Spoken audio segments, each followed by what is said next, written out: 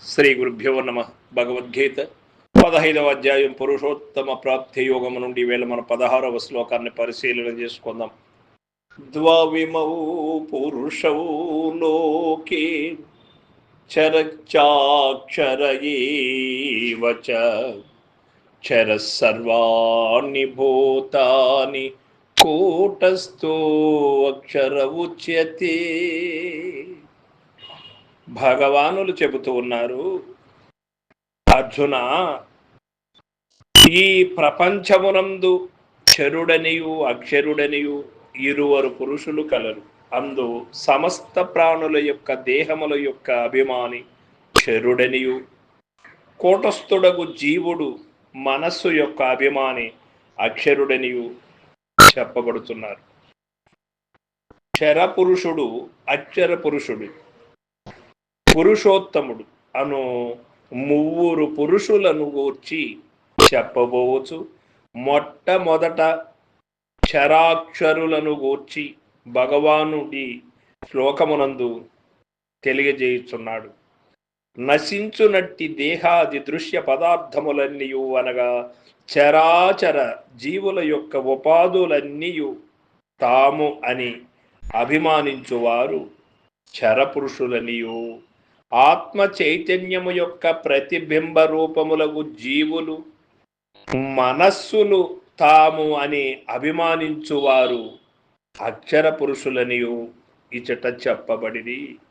క్షరమైన దేహములతో పోల్చి చూచినచు మోక్ష పర్యంతము అనేక జన్మల కాలము వరకు నశింపకుండా ఉండువాడవుటచే జీవుడు అక్షరుడనియు కూటస్థుడనియు చెప్పబడిను. అయితే ఈ అక్షరుడు 8వ అధ్యాయమందు తెలుపబడిన అక్షర పరబ్రహ్మమని గాని, కూటస్థుడనగా కూటస్థ చిదాత్మయని గాని ఎవరును తలంచరాదు. యాలయన వారిరువరికి ఆకాశ పాతాళ భేదము కలదు. ఒకడు బింబము, మరి ఒకడు ప్రతిబింబము.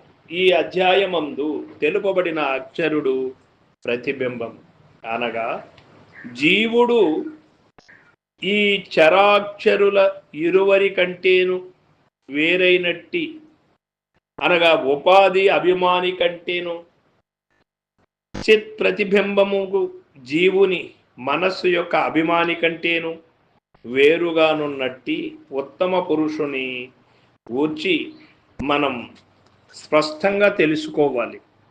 అప్పుడే మనకు తెలియబడుతుంది. ఈ అన్నీ కూడా మనం 17వ శ్లోకములో రేపటి రోజున తెలుసుకున్నాం. ఈ ప్రపంచమున పురుషులు ఎందరు కలరు? వారెవరు అంటే ఇరువరు పురుషులు కలరు అంటున్నాడు పరమాత్మ. ఒకడు అక్షరుడని, ఒకడు చరుడు అని. అందు చరపురుషుడెవడు అన్నప్పుడు సమస్త ప్రాణుల యొక్క దేహాద్యోపాదుల అభిమాని చరపురుషుడని చెప్పుచున్నాడు పరమాత్మ. అక్షర పురుషుడెవడు అన్నప్పుడు కూటస్థుడగు జీవుడు అక్షర పురుషుడు, మనస్సు యొక్క అభిమాని అని ఇక్కడ మనకు మన ప్రశ్నకు సమాధానంగా భగవానుడు చెబుతూ ఉన్నారు. ఇక రేపటి శ్లోకము 17వ శ్లోకమున మనం క్లారిటీగా తెలుసుకుందాం. ఉత్తమ పురుష లక్షణాలు ఎట్లు ఉంటాయి అనే విషయాలన్నీ కూడా. సర్వం సద్గురు పాదార్పణమస్తు. జై గురుదేవ.